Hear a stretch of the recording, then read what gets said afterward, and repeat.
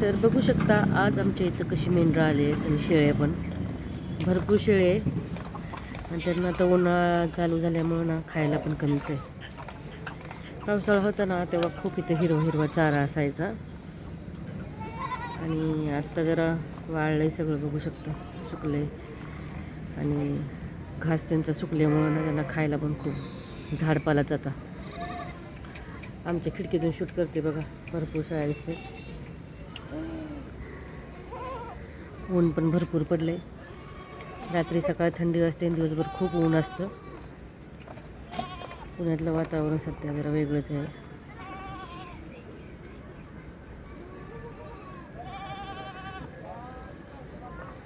ती लोक ना राहतात पण इथंच.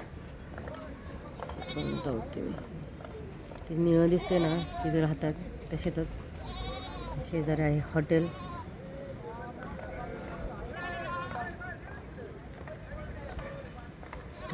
पुण्यातलं वातावरण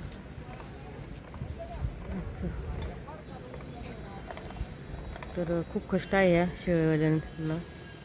दिवसभर घेऊन जायचं त्यांना चरायला आणि खूप म्हणजे खूप व्यायाम वगैरे होत असेल त्यांचा. ते झाडपालाच खाते शोधून शोधून. आणि ते पपईचं झाड आहे ना आमच्या इथं, खूप मोठं झालं आहे.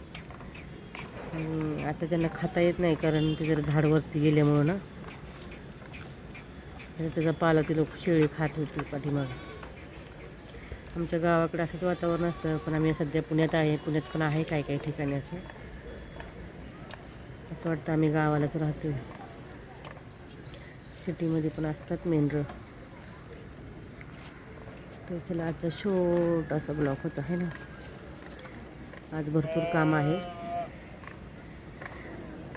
मी शूट करते.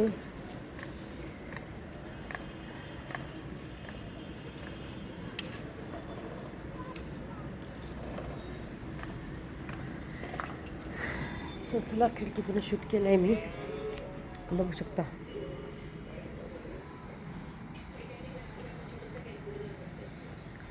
हे काम आहे मला भरपूर. आज जरा लाल तिखट बनवलं आहे ना, तर लाल तिखट आज बनवलं.